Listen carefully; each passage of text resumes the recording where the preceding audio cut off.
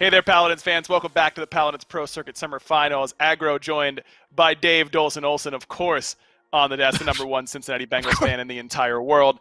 Dave, we've got a really great set that we were really looking forward to here. Parallax up against Team Project, but big news here for Parallax fans. FRZ God, the God. I mean, the dude's an absolute beast. Not playing here today for Parallax. That's a big deal for this team. Yeah, that can't really be understated. I mean, this guy is in the conversation for like best in the world. You know, like you have these conversations, and FRZ God is the name that jumps in to your mind, and you know, certainly debatable. But the fact that he's in the conversation, certainly a big point. So missing him is massive for this Parallax team. My understanding is Half Dead 7 is the player who will be filling in for FRZ God, and no disrespect to him, but honestly, I don't have a lot of data on him. I don't have a lot of kind of personal feedback to give. Anyone other than FRZ God, I'm sure Half Dead 7 is a fantastic player, but call a spade, it's going to be a downgrade, and especially when you're going up against Team Project as good as they are, that's brutal. I mean, it's still a very strong team in Parallax, but missing FRZ, it can't be understated. It's like having a very good LSU football team, and even though the backup to Joe Burrow might be good, it's no Joe Burrow. Dave, I'm sure you know exactly what I'm talking about. I know. This is going to be an uphill battle, especially against a team that looked as good as Team Project looked earlier on today. Right. The only question marks that everyone seemed to have was how locked in were they going to be? How well-oiled will they look? Right. They looked clean and clear earlier on today up against Carnage. Yeah, I mean, if the conversation is around how skilled are these guys, that's one thing. But when the conversation is, we know these guys are some of the best in the world, it's just whether or not they kind of mentally show up. That's a whole nother conversation. And they have shown up here today in pretty convincing fashion already, the 3-0 earlier today, as you pointed out. I think it's got to be maybe a bolster to your emotional cause, knowing that you're not going to have to deal with FRZ on the other team, especially when all of these guys had to play against him on SSG last year in the PPL. They're so familiar with him. You can't discount Mittal, still on this Parallax team, very good player from that same SSG roster. But honestly, I mean, I think missing FRZ is big enough to still have Team Project as favorites going into this one. We'll see if the Parallax Gaming boys can rally around Half Dead and the rest of the squad and find an upset win potentially here up against Team Project. Bazaar and Frog Isle are the Parallax bands. Jaguar Falls Fish Market there for Team Project. And that leaves us with Splitstone Quarry. We saw Splitstone Quarry in our last set, Dave, and it was probably the closest match we've had so far in these summer finals. Is this usually a map where we see mostly point fights be the determining factor? Yeah, Splitstone has kind of become the new Ice Mines in a way. Ice Mines always goes to 7 points. Not really so much anymore. Splitstone, you do see some lopsided games every once in a while, but I do agree with kind of that statement you make there. Point fights kind of dictate this map more times than not. Not that it's an easy push, we have seen payloads roll through, but the defense is so hard to break on this map. Just free high ground advantage, positional control, pretty one-sided, one-directional pushes on that payload, and I think that might lend itself to Team Project here. You look at this point fight, lots of space to control in the two frontliners between G-Bunny and Hero for Team Project. I think have a field day here in this matchup. Not to scoff at the frontliners for Parallax. They've shown us through and through the PPC up to this point that they are very good. But playing against the likes of G-Bunny and Hero, again, without Freeze God to supplement some of that damage, I think it's going to be an uphill battle. Well, Parallax now have the first pick position, and they're going to go with the Barrack. No Corvus quite yet. We saw District 69 really seem to like it. I don't know that we will see other teams prioritize it quite as heavily here today, but Team Project beat up on a Barrack pretty easily in their first set. We haven't seen a lot of other teams prioritize it quite yet. Something to keep an eye on is Eevee is the first pick here by Team Project on a map that is usually very sniper dominant. Eevee's one of those that can get on top of them pretty easily. Absolutely, and especially when it is Shadow playing that Eevee. I mean, again, in that conversation for one of the best flex blasters here in the world. So I like Team Project going to the Eevee first pick overall. It's going to limit what Parallax are comfortable doing on the back line. Now we see Leon, so we haven't seen her really all that much at all. His 14% pick rate, hasn't won just yet. Still has consistent long-range confirmable damage, just, you know, a little bit less from what we saw throughout the year last year in the PPL. So you look towards Eevee, spot on aggro to jump on top of this Leon in the back. Now you have a buck for Parallax that is going to do a great job of kind of counter diving depending on what Team Project want to build. Ruckus, great mobility for the front line here as well. Honestly, I think both teams have drafted pretty well here up to this point, kind of hitting those marks that they were looking for.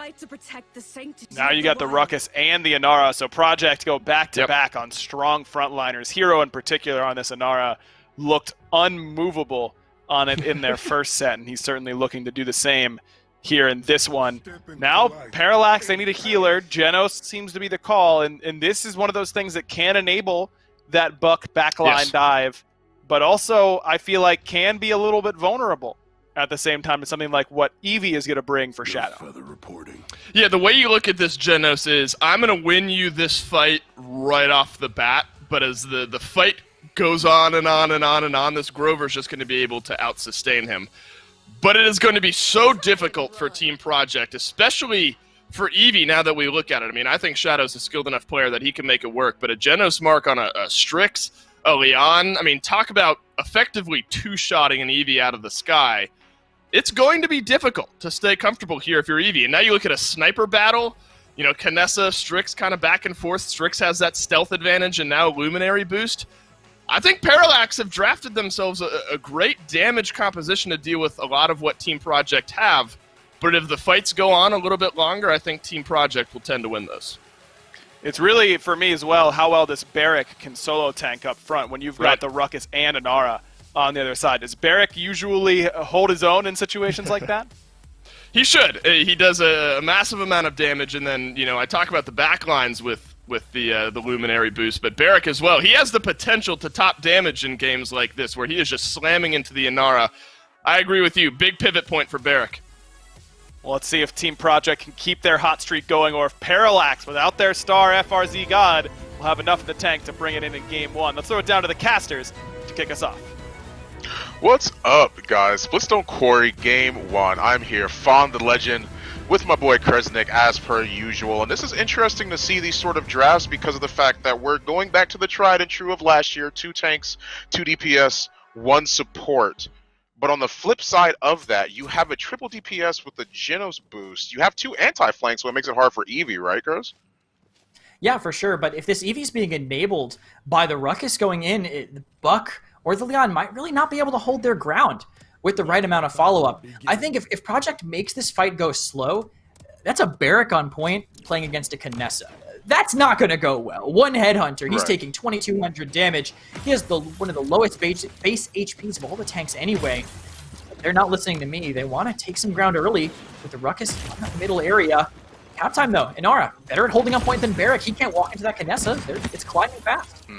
Oh my goodness, tries to opt for the trade, but Strix is going to get taken down pretty low as Barrack is going to be on the side next to Lava, trying to fight down G-Bunny off of that high ground. He's going to concede for a little bit, but it seems like G-Bunny has another target in mind as he moves his way under and looks for the Barrack, who's already pretty low. Death by 1,000 paper cuts is what I believe Dolson would say, as they manage to find that first pick. Dentic and Mittal go down one after the next, and Team Project are going to find themselves the first point.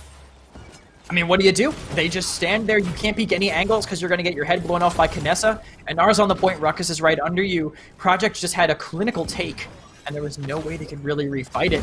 Still aggressive, too. His Hero doesn't see Hero just walking right up. Moving their Strix this early. This is a huge sideline. This would be a massive advantage, but Shadow's just going to roam free.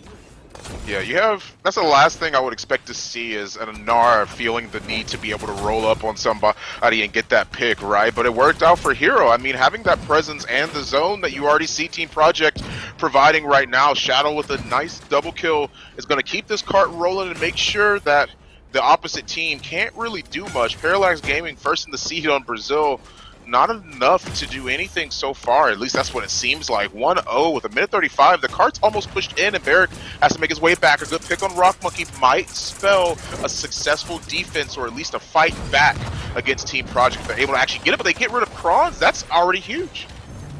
They get rid of Kronz, and everyone else is so desperate to kill G-Bunny that the cart just rolls right in. You could see Bunny sitting there just shooting at Barrick, forcing him to stay on the other side of that shield.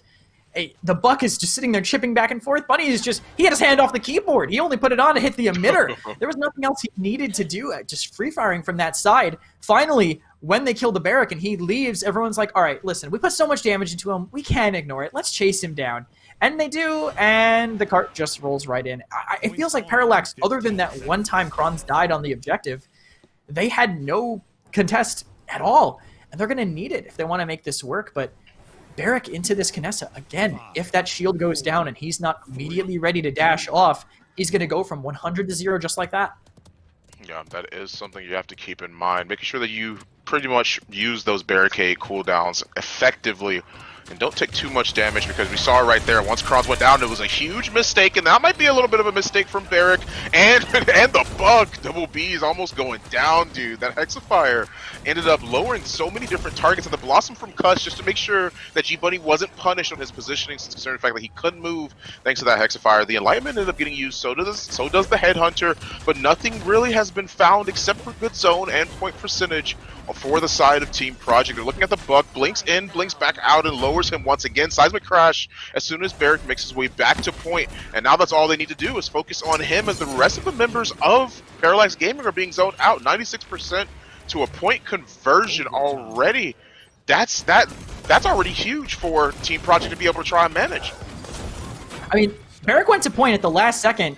He could have potentially had it. He got Seismic Crash. He lived through the Seismic Crash, but he's done so little damage since the start of this game, he didn't even have Dome Shield. He's just getting it now because he can't peek or shoot anything. He's not getting presented with any targets other than an Inara with Mother's Grace up most of the time.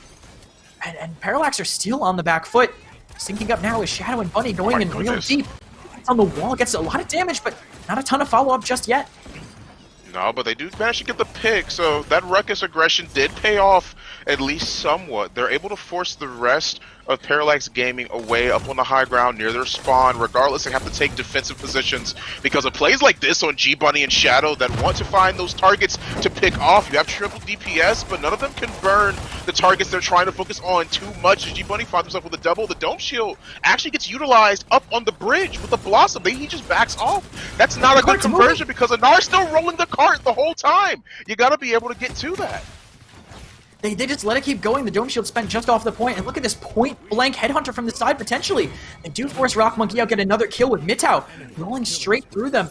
And Parallax, for the first time, they're in control of something, but they have to sit so far back. The cart is so close. If they push forward and try to take that aggressive positioning, they're just going to open up that area in the underhouse so they can just mount through. And look at this. They're so far back. G-Bunny mounting straight up in front of them, already setting up with a Hexafire. Sync up with an Eevee, and he's going to be able to go right into the backline and find a kill almost assured. Yeah, he's already looking for blood. The double boost in is now in position. Now all he has to do is find the targets he was looking for, focusing down the Barrack. Notices the Buck is right there, but decides to move out as Anar was already too low. Hero being brought down to a sliver of his life. Same thing for G-Bunny, as they're going to have to hold off on the aggression for right now. Nice shots from Rock Monkey to make sure that he lowers as many different targets as possible, making Ruckus's job a little bit easier to get in and try and sustain and try and utilize that burst damage that he has with those rockets. But everyone's taking their time. 25 seconds still left. Manages to boost himself up, uses all three of them, is now in the same position. Gets hit by Strix, but still nothing to be gained on the side of Team Project yet. They have to sync up with the Hexafire, but I guess they don't need anything if Outlander's just going to walk into a sightline, and finally, Hexafire is spent, Barrack's forced inside, and he can't contest the cart. No, he can. As soon as Dentic peeks, he gets taken out as well. Ice Storm gets dropped, and Kronz is taken out. Last remaining person to really stall that on the side of Team Project, and it doesn't end up well for Parallax. I mean, I don't think they really had a chance to really gain any foothold. They had one good retake, but that was really the only time that I saw them have control. I think the comp from Project just bullied them. The Strix wasn't really able to contest with the Kinessa because of that Ruckus Eevee pressure. Who's going to slow them down? Buck? I mean, maybe, but two players, Buck can't do that. Leon, kiting most of the time, can't really stop them. They just ran past the barrack, and it was just Kronz on an island the whole game. Yeah, unfortunate for them not to be able to try and make sure they can fight back against the pressure that Team Project have. But you've heard our thoughts. Why not toss to the desk and get theirs? Thank you, Fawn. I barely had time to grab a snack because that game was over that quickly. A dominant. It doesn't even really cover how quick that game was there, Dave. Project, they took the scenic route on way to winning this game, and it still finished in about 6.5 minutes. What went wrong there for Parallax? You know, this is one of those games where everything I said was wrong, but for the right reasons, and I guess in a way that's a win. Like, the fights were won almost immediately by Team Project. The mid-fights weren't a huge deal, and this one was a 4-0 on Splitstone Quarry, but the damage dealers were just kind of left unchecked for Team Project here this time around. 5, 2, and 8 for Shadow. The Eevee was wreaking havoc. Rock Monkey as well. 7, 3, and 2 on the Kinessa. But it was just, I kind of agree with the way Kresnik was looking at it, is that mid-tower was just kind of on the back foot the entire time. Half Dead was basically playing from the back of his spawn the entire game. The overwhelming dive presence that Team Project had was just too much. You couldn't melt through G-Bunny quick enough because he had Rock Monkey setting up kills for you. This is probably going to be a good kind of magnifying glass into it. Look at this. Shadow hits 2 shots on an already nearly dead Kronz because the rest of Project has set up these shots. It just... There wasn't enough kind of counter punch or really even an initial punch by Parallax here this game where you look through the scope here. You want to see Half Dead trying to outsnipe Rock Monkey, but he's being pressured out by Shadow. The pieces of the puzzle were just so much better laid in place by Team Project here this game, and 6.5 minutes about does this one justice. From top to bottom, Team Project played this composition perfectly and continue to show that they're here to play this weekend. I just feel like this is the exact sort of mentality you want to come in with as well if you're Team Project. You're riding hot after you've got your warm-up set under your belt. That is worth noting that Parallax just watched through the first 2 sets of the day. Team Project actually got a chance to play.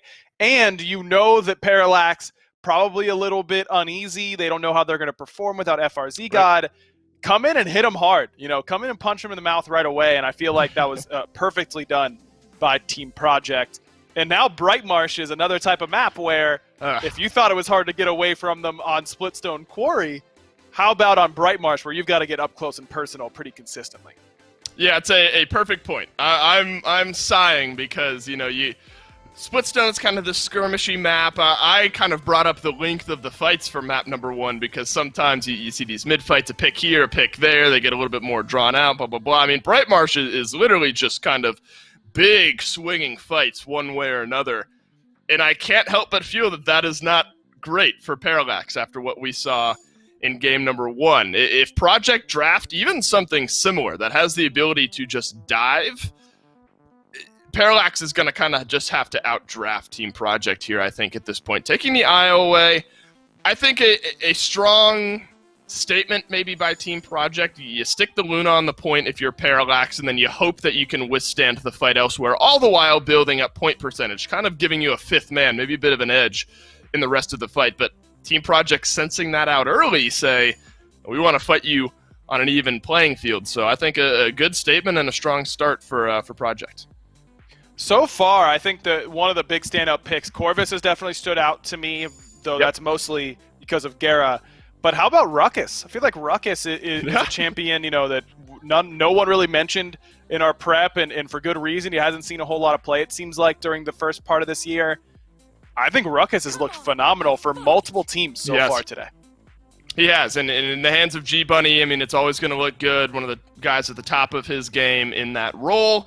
And game number 1 in this set, a perfect example of it. When you don't have the kind of melt potential on a Ruckus, he has enough mobility. I mean, you don't think of Ruckus as this hyper-mobile guy, especially when there's like an Eevee on your team, but he is mobile enough to force damage dealers to kind of pivot, think about where they're positioning themselves. So I think Ruckus is in a great spot. I think Ash as well is another off-tank that's in a really good spot, especially for G-Bunny, who I'm assuming is going to be playing the Ashe here outside of maybe a triple DPS composition for Team Project. The shoulder bash to get in an area, and then specifically on Bright Marsh, controlling these close in tight spaces and assert dominance, locking down a lot of Parallax. I think Team Project getting their tanks early here, really smart. I mean, an Inara can withstand a Barrack. I mean, outwithstood Barrack in game number 1, but Ashe Barrack, that's a lot to move aside, Ryan. And it's a lot of damage coming from your frontliners. You mentioned Barrack's damage output that he has. Ashe has been really, really potent, especially in G Bunny's hands. He looked phenomenal on it in set number 1. I agree. I like what Team Project has so far. And now the Eevee again for Shadow, just another comfort pick. This time it's going to be attempted to be answered by this Maeve pickup by Parallax.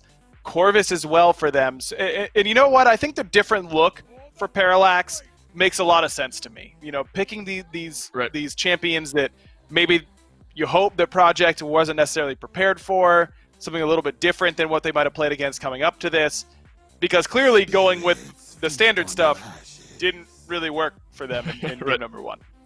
Yeah, I like the pivot. I agree. And actually both teams may be looking at similar mindsets here, but look at the team fight that Team Project have already drafted here for themselves. Now with the Dredge being locked in, it's a game of circles at this point for Team Project. And assert dominance, that locks down a lot of the enemy team in a nice big circle. Eevee can drop down the Ice Storm, cripple down Maeve, prevent her from moving.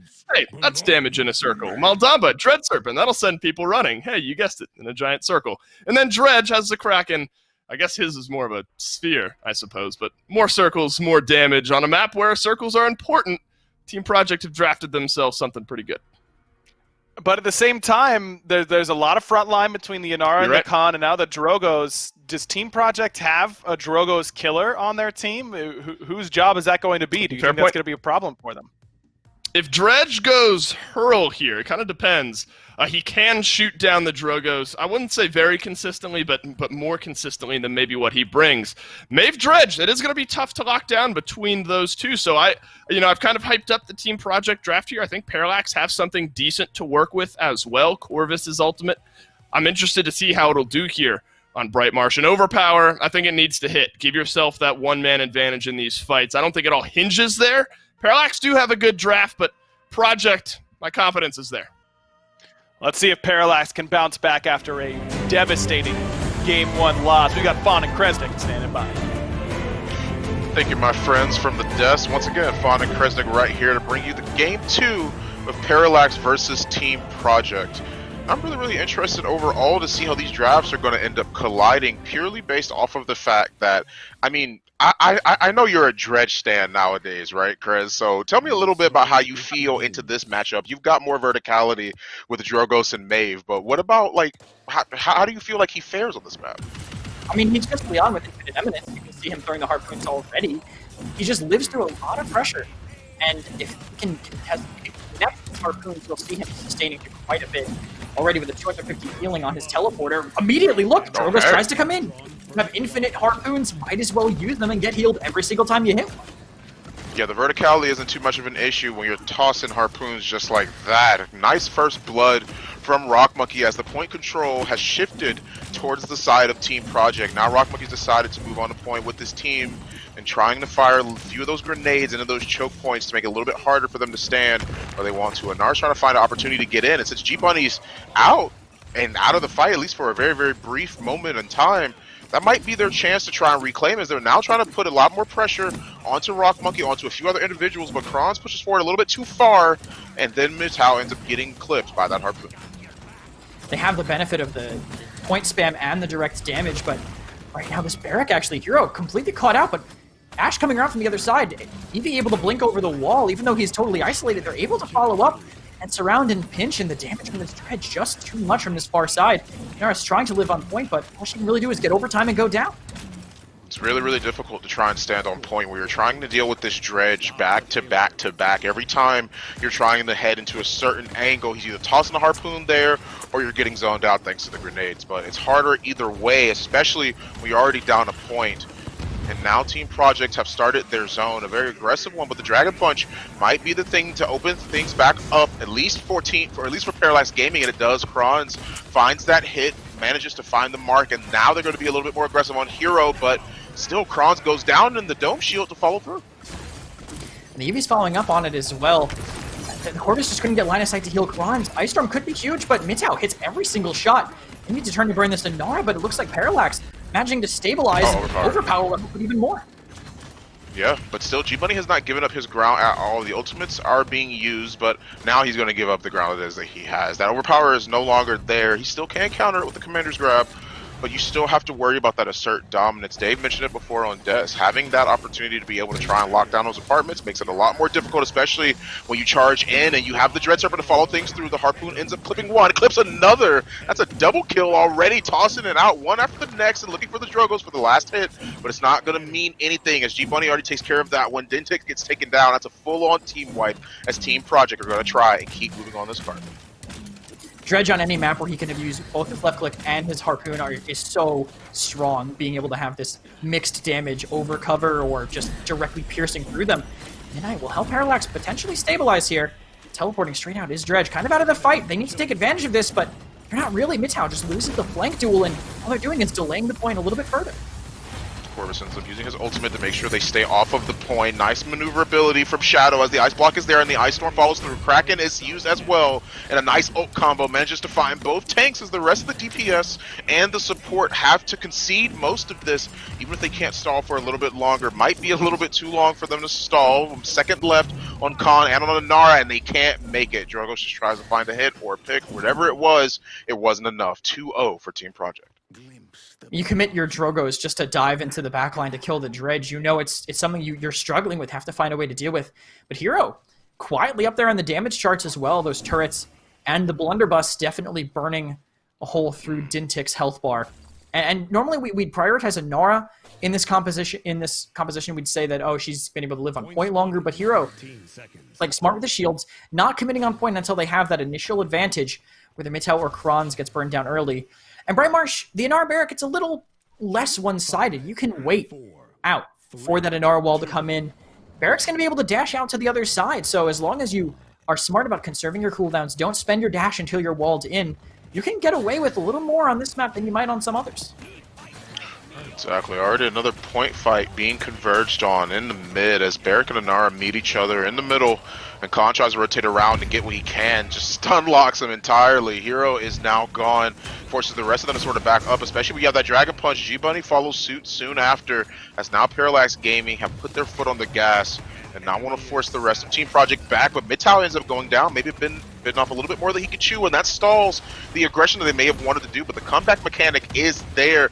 4% every single tick makes it hard for them to make it back to the point how they wanted to. The overtime is touched and caused though, and G-Bunny's going to charge right in. They've actually managed to make it back to point. I didn't think there was a way for them to get back, but really Dredge just went around on the side, managed to touch for a little bit, and because of that, Shadow now has a double. G-Bunny is there, and now overtime is done. Shadow finds a triple. That's another. He might even get the quadra.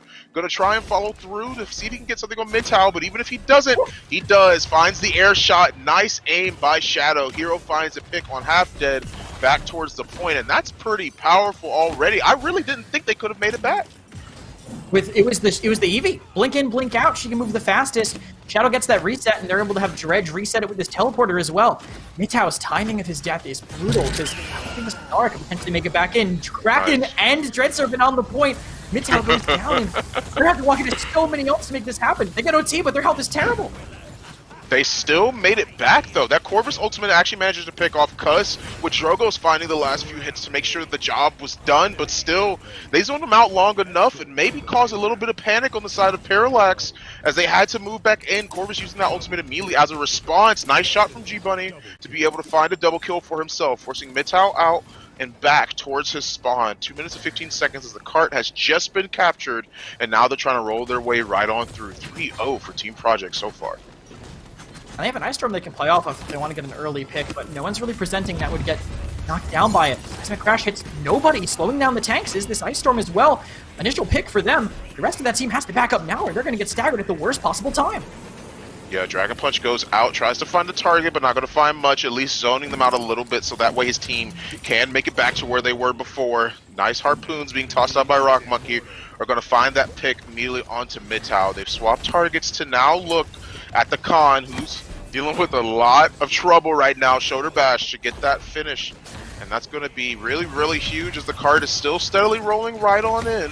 It's hard for them to try and make these plays to get back to card, especially when Midtown moves in a little bit early and uses both pounces. No escape whatsoever to make it back out. Kraken on the point. And that's another point in the back pocket for Team Project 2-0. Yeah, I loved their draft there. I loved the way that they played it. I think Barrack was the only question mark for me, but I mean, Hero played it fantastically. The only death we caught on camera, right, the whole thing of was, getting Vortex script into a seismic crash. Doesn't matter what character you're playing at that point. Unless you're getting Fernando ulted, you're not living through that. So great play by them. I love the DPS they ended up with. Even though it's all blast shield damage, they were able to have complete control over the map. And I love seeing what Dredge can do, even on maps that you might not think of as normally Dredge maps.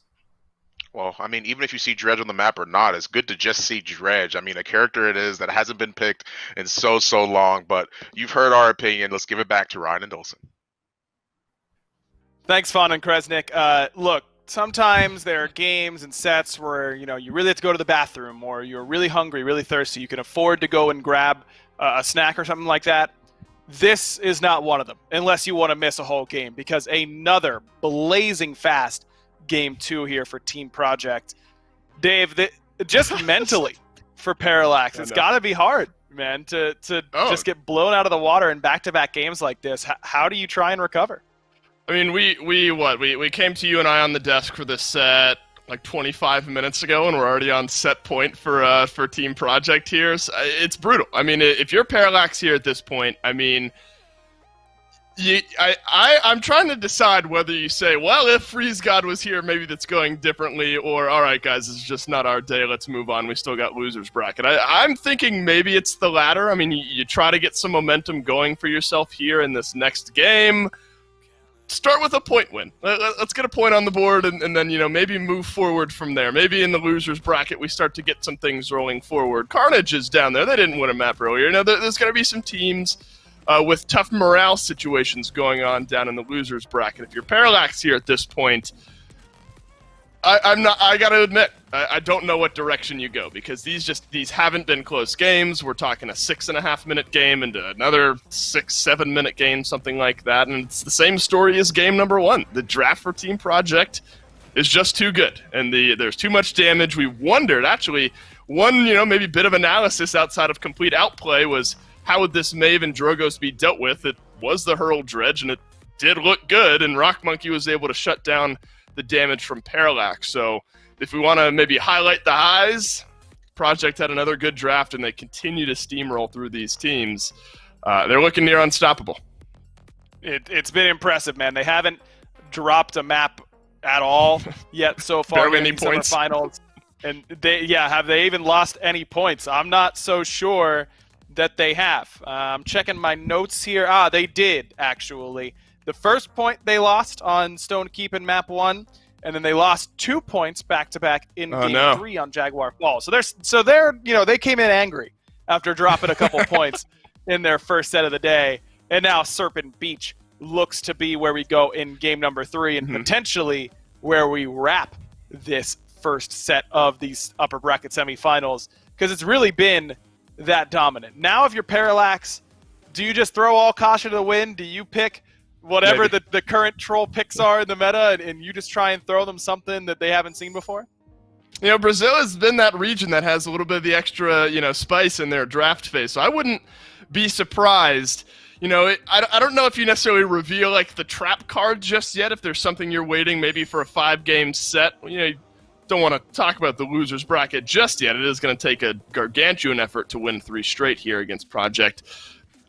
I was kind of thinking, in this pregame segment, do you go with kind of the spicy, run it down, try to sweep the enemy team in these fights, or try to slow it down even further somehow? And I think that really is going to, the draft is really going to tell us what Parallax are feeling about the way the first couple of games have gone here. Their bans are remaining the same, so the mental fortitude at least stands strong for Parallax here up to this point. But kind of to your point, I wouldn't hate it if they drafted a run-it-down composition here at this point. I mean, you've tried the standard, you've tried the aggressive, pick something fun, and getting the Eevee out of Shadow's hands is a great start.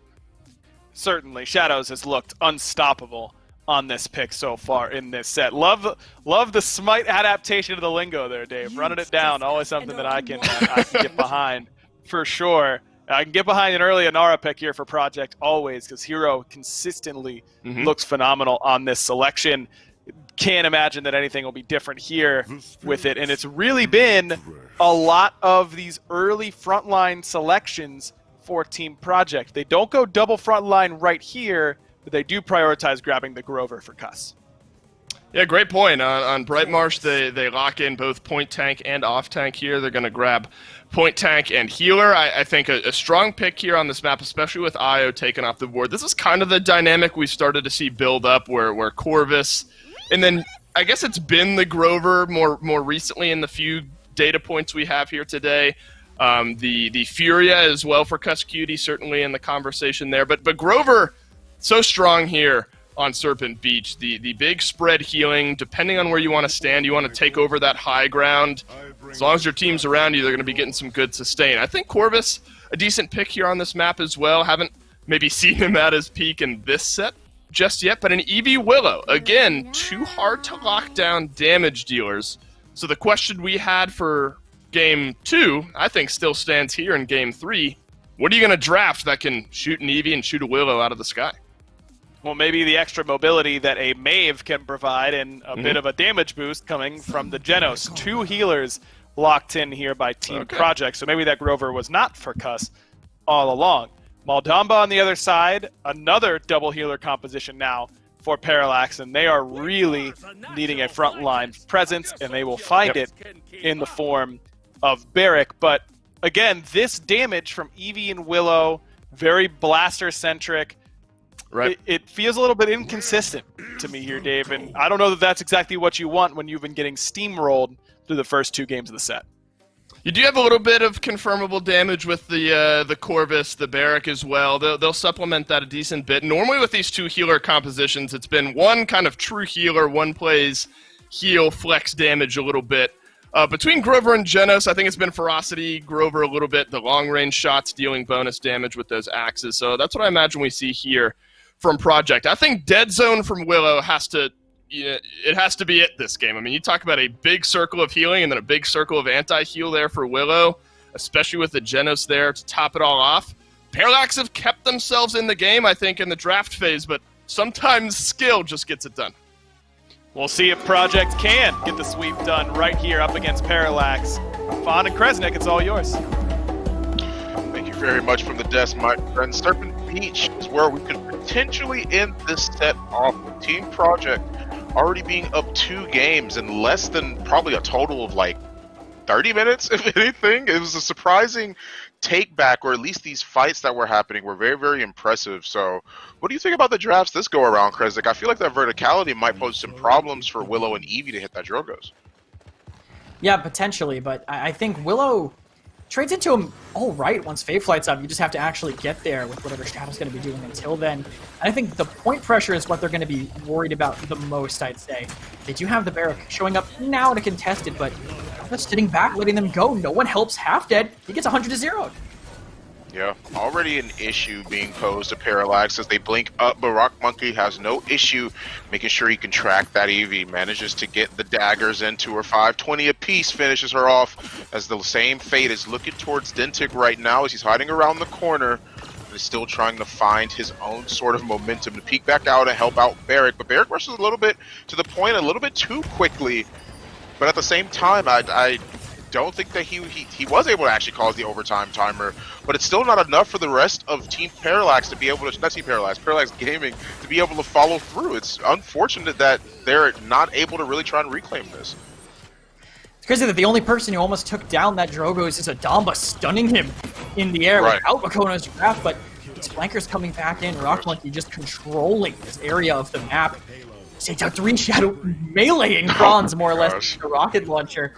And Project, it's so tough for Half Dead because he has to go in, but how do you get out realistically against them? They just have complete control. And Parallax, they have to find a way into the backline and stop bleeding out one by one.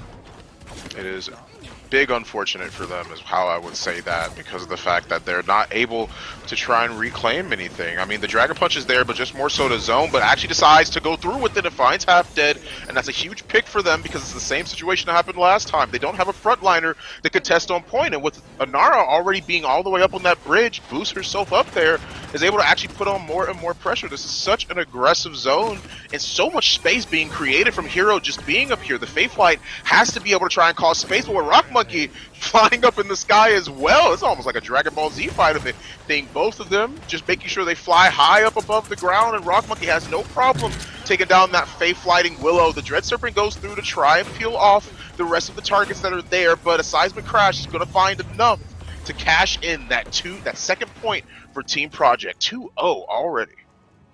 Shout out to G-Bunny's patience, because I would have been slamming my ult key the second that Seismic Crash went down. That was like a 4K ult. Yeah. I would have done it just for the highlight at this point. We're already 2-0 up, might as well, but Bunny flexing off of the tank roll onto the support instead is doing fine on Genos. I mean, it is Genos playing defensively in the backline, keeping his team alive. Half Dead struggling a lot right now, though. 0-5 on this Barrack. They're gonna need something to support him. They need to get aggressive on the side so that Team Project can't just sit for free over his shield and spamming him. Maybe just delay him a little bit longer, but they're just stuck far back. They keep getting scared of the pressure coming in from Project, and I think they just have to walk through, take a little bit of that damage, and actually make the room. G-Bunny catches Outlander on the rollout, Fawn. Big F in chat. He was just trying to make it across the gap right there to regroup with his team, but he just ends up getting taken out almost instantly. Nice snake bite from the Damba to make sure that he gets stunned out. Dintic is there, but Kronz tries to follow through to avenge his fallen comrade. All he's going to do is find a couple daggers to the face. It is a 2-0 already for Team Project. An absolute insanity for them to be able to keep a zone already in this spot. With Hero being able to follow through, the Ice Storm gets utilized to try and create some sort of space for the Earthen Guard. Just tanking most of that. Not worried about any sort of damage or CC that might be coming towards that person. Rock Monkey finds that pick on mid tower, and this is a steamroll. They're just losing every 1v1. They picked the EV that needs to be winning these fights, even if it's tough, and they're just losing everything. Half Dead able to make a little bit of space now, but I can tell you right now who this Dragon Punch is going to be going for.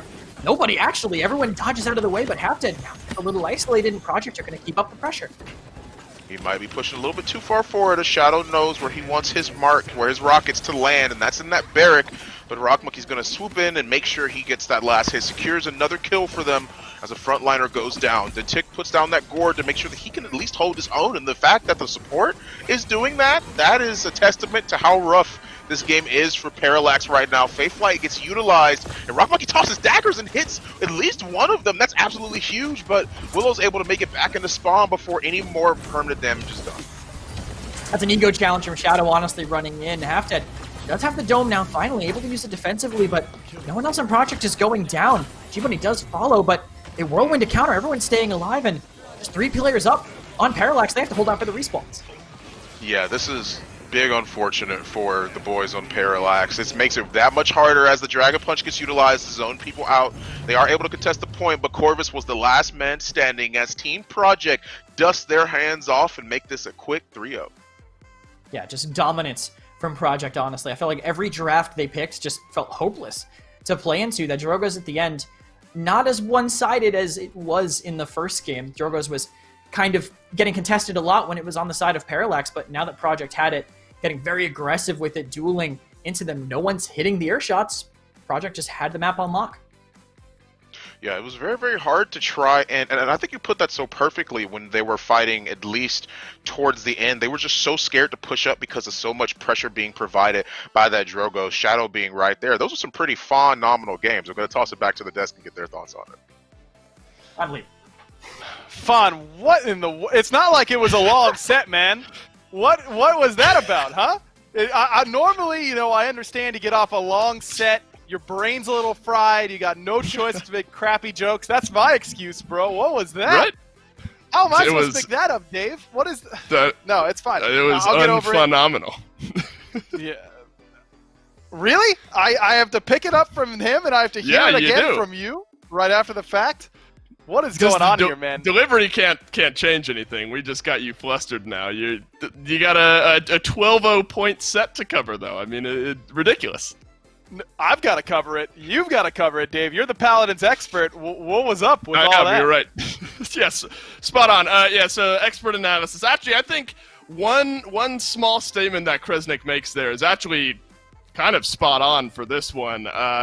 Parallax lost every 1v1 effectively in that game. You got a couple of kills on the Shadow and G-Bunny throughout it all, but when we talk about draft, all the ebb and flow, the hashing, and the outplay, outdrafting, Project drafted themselves phenomenally here this set, and I think Parallax had decent drafts, but at the end of the day, it was just way too much mechanically. Not that Parallax is bad. Again, I want to reiterate that. This is your number 1 seed out of Brazil. But I think Project just brought it today. I mean, look at Rock Monkey. I mean, this game could have been a 5v4 if Rock Monkey is playing the way that he was. And it essentially was. Rock Monkey always found, first, second pick, and Parallax were constantly fighting from behind. These mid-air duels is where this type of game is made for Team Project. You don't have this consistent on-the-ground artillery to shoot up, shoot the Willow, shoot the Eevee out of the sky. You're relying on these mid-air 1v1s. And Team Project was just able to do it more consistently. They have now won 12 straight points aggro, and they're on to the winner semifinals, and I'm not excited if I'm any team having to play against these guys. Yeah, I can't imagine that you would be. I mean, I know that they aren't the number 1 seed in North America. We'll get a chance to see them in just a little bit, but they're looking like they might be the number 1 team to be beaten right now with the way that they are playing. Team Project just playing absolutely nuts, and it's with a variety of different things too, which I think makes them even harder to stop. Yeah, it's that little bit of extra spice, as I worded it, in the pick ban phase in the last game. They don't strike at you the same way 2 times in a row. I mean, look no further than Rock Monkey, what we saw to him today. Plays the Victor in 1 game. He'll move on to the Mave and have fantastic mid-air team fights. Sure, I'll play Hurl Dredge and have a fine time with it. They move themselves on, and they're going to be a very difficult team to lock down. We're going to find out who's playing them after our next set. Should be a good one, too. Sanguine versus District 69.